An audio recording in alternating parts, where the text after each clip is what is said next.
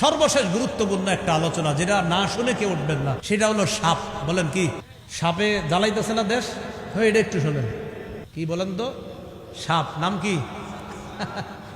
এটা সাপের ব্যাপারে 4টি বর্ণনা বলি, আর 5 নাম্বার একটা আমল বলবো। ঠিক আছে, 4টা বর্ণনা মন দিয়ে শুনবো, 5 নাম্বার একটা আমল শিখবো আমরা, যেন নিজেরা হেফাজত থাকতে পারি, সেফটি দিতে পারি আমাদের বাচ্চাদেরকেও। এই দোয়াগুলো আমরা শিখিয়ে দেবো ইনশাআল্লাহ।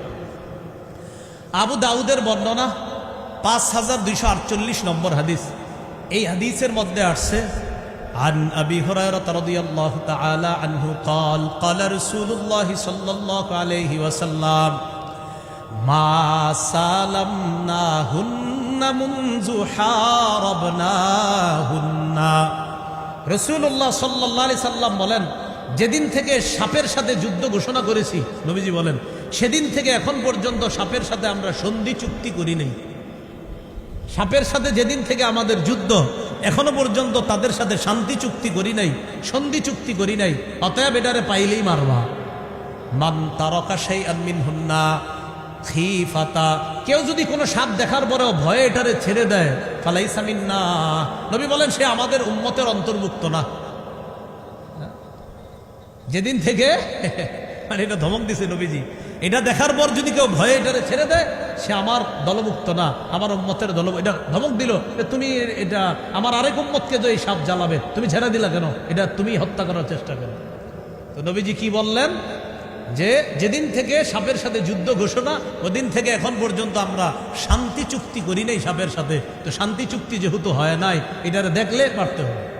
এটা হলো আবু দাউদের 5248 নম্বর হাদিস। আবু দাউদের 5249 নম্বর হাদিসের বর্ণনা। عن عبد الله بن مسعود رضي الله تعالى عنه قال قال رسول الله صلى الله عليه وسلم اقتلوا الحيات كلهن। রাসূলুল্লাহ সাল্লাল্লাহু আলাইহি সাল্লাম বলেন, তোমরা সব সাপকে হত্যা করো, তোমরা সব সাপকে হত্যা করো, সব ধরনের সাপ তোমরা হত্যা করো। এই কথা বলার পর বললেন, ফামান খাফা সাআরাহুন্না ফালাইসা মিন্নি, কেউ যদি সাপের প্রতিশোধের ভয় করে, সে আমার অন্তর্ভুক্ত না। অনেকে সাপের ভয় পায় এই নিয়তে যে এরে মারলে যদি এর বংশ এসে আমারে ইয়া করে ক্ষতি করে। এই কুসংস্কার বিশ্বাস রাখা যাবে না, যে সাপ আমার কাছ থেকে যদি প্রতিশোধ নেয়। নবীজি বলেন, এই ভয়ে যদি কেউ সাপ ছেড়ে দেয়, যদি ভয় পায়, সে আমার দলভুক্ত নয়। এটাও ধমক দিলেন। আবু দাউদের বর্ণনা 5251 নম্বর হাদিস। এই হাদিসের বর্ণনাকারী আব্বাস ইবনে আব্দুল মুত্তালিব রাদিয়াল্লাহু তাআলা।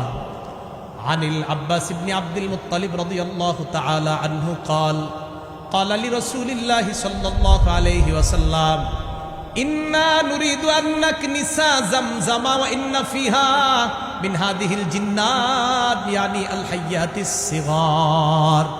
ইয়া রাসূলুল্লাহ, জমজম কূপটা মাঝে মাঝে পরিষ্কার করতে চাই, জমজম কূপের আশেপাশে ঝাড়ু দিতে চাই, পরিষ্কার করতে চাই। আচ্ছা, কি সমস্যা? হুজুর, জমজম কূপের আশেপাশে দেখি ছোট ছোট সাপ। ফাআমারা নবী সাল্লাল্লাহু আলাইহি ওয়াসাল্লাম বিকতলিহিন্না, নবী হুকুম করলেন এগুলার মেরে ফেলবা, ছোট ছোট এগুলার মেরে ফেলবা। তো দেখবেন বাড়ির আঙিনায় অনেক সময় ছোট্ট ছোট্ট সাপ, এগুলা এরকম দেখা যাইতে পারে, মেরে ফেলতে হবে। ওই জমজম কূপ যখন আপনার বর্তমান পজিশনে আসে না, ওই মানে শুরুর কথা আর কি আপনার, তখন জমজম কূপ তো চারপাশে মাটি, তো ওখানে সাপ আইসা, ছোট ছোট সাপ, এইগুলা সাহাবায়ে কেরাম সাফ করতে যাইতো পরিষ্কার, তো দেখতো বাচ্চা সাপ, তো চিন্তা করতো এটাকে মারবো নাকি মারবো না। নবীজিরে বললেন, ফাআমারান নবী সাল্লাল্লাহু আলাইহি সাল্লাম বিকতলিহিন্না, নবীজি হুকুম দিলেন এগুলার হত্যা করো। এবার আরেকটি হাদিস শোনেন, আবু দাউদের 5252 নম্বর হাদিস। এই হাদিসের বর্ণনাকারী সালেম তার আব্বা থেকে বর্ণনা করছে, মানে সালেম তার পিতা থেকে। عن سالم عن أبيه قال قال رسول الله صلى الله عليه وسلم عن سالم عن أبيه أن رسول الله صلى الله عليه وسلم قال رسول الله صلى الله عليه وسلم বলেন, উকতুলুল হাইয়াত, তোমরা সাপ হত্যা করো, বিশেষ করে ওয়াদাতুফিয়াতাইন, বিশেষ করে ওয়াদাতুফিয়াতাইন, ডোরা কাটা সাপকে হত্যা করো। ওয়াল আবতার, লেস কাটা সাপকে হত্যা করবা।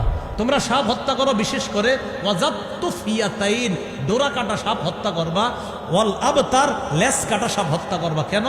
ফাইন্নাহুমা ইয়ালতামিসানিল বাসারা, এই দুই সাপ মাঝে মাঝে মানুষের দৃষ্টি শক্তি পর্যন্ত কেড়ে নেয়, দৃষ্টি শক্তি, এটার হত্যা করবা। আর ওয়ায়ুকসিতুল হাবালা, কখনো কখনো নারীর গর্ভের যে সন্তান, এই সন্তানের গর্ভপাত ঘটায় দেয় এই দুই সাপ, ডোরা কাটা আর হলো আপনার লেজ কাটা, এগুলার বিশেষ করে হত্যা করবা। প্রথম বললো উকতুলুল হাইয়াত, সব সাপ হত্যা করবা, বিশেষ করে জাত্তুফিয়াতাইন, ডোরা কাটা সাপ, আর একটা হলো ওয়াল আবতার, লেজ কাটা সাপ, এগুলার হত্যা করবা। নিরাপত্তা কিভাবে নিব আমরা? তিরমিজির বর্ণনা 3604 নম্বর হাদিস। এটা আমি বলে যাচ্ছি, ওলামা হজরত আছেন, যদি কেউ পারেন একটু এটারে লেমনিটিং করে বিভিন্ন মসজিদে বা এলাকায় একটু আপনার লিফলেট বিতরণ করে দিতে পারেন। এই দোয়াটা তিরমিজির 3604 নম্বর হাদিস। এই হাদিসের মধ্যে আসছে, আমি আবার বলছি, তিরমিজির 3604, এটা পারে ওলামা একরাম পারে, অনেকে ইমাম সাহেবদেরকে বলবেন এটা লেমনিটিং করে মসজিদে, বা যেহেতু একটা ভয়ঙ্কর অবস্থা চলতেছে আমাদের দেশে, এই জন্য জায়গায় জায়গায় এটা একটু দিয়ে দিবেন, যে সাপ বিচ্ছু ইত্যাদি পোকামাকড়ের দংশন থেকে বাঁচার দোয়া। তো দোয়াটা আমি বলি, সকালে 3 বার পড়তে হবে, বিকালে 3 বার, সকালে 3 বার, সন্ধ্যায় 3 বার। তো সকালটাকে ফজরের পর নেন সকাল, আর মাগরিবের পর নেন সন্ধ্যা, তাহলে ফজরের পর 3 বার, মাগরিবের পর 3 বার। বলেন আউযু বিকালিমাতিল্লাহি, আউযু বিকালিমাতিল্লাহ হিত্তামাতি মিন শাররি মা খালাক। তো পুরাটা এইভাবে পড়তে হবে, আউযু বিকালিমাতিল্লাহি তাম্মাতি মিন শাররি মা খালাক। আমি আবার বলছি, আউযু বিকালিমাতিল্লাহি তাম্মাতি মিন শাররি মা খালাক। এরা তো রেকর্ড করতেছে, প্রচার করে দিবে, তো এখান থেকেও শুনে নেবেন, আপনারা শিখে নেবেন। তাহলে আউযু বিকালিমাতিল্লাহি তাম্মাতি মিন শাররি মা খালাক, সকালে 3 বার, রাতে 3 বার। ইনশাল্লাহ এই পোকা মাকড়, জীব জন্তু, জানোয়ার ইত্যাদির ক্ষতিকারক বস্তু প্রাণী থেকে আল্লাহ হেফাজত করবে। তাহলে মনে থাকবে না ইনশাল্লাহ, এই দোয়াটা আমরাও পড়বো। আর বাচ্চা যখন স্কুলে যায়, মাদ্রাসা বক্তব্যে যায়, ওরে হাতে ধরে বলবেন আব্বু বলো, মেয়েটাকে বলবেন আম্মু বলো আউযু বিকালিমাতিল্লাহ, ও যেভাবে বলতে পারে ওইভাবে ওরে বলাবেন। এটা 3 বার বলায়া মাদ্রাসায় পাঠাবেন, আবার সন্ধ্যায় ওরে 3 বার ওর মুখ দিয়ে এগুলা বলাবেন, শিখাই দিবেন।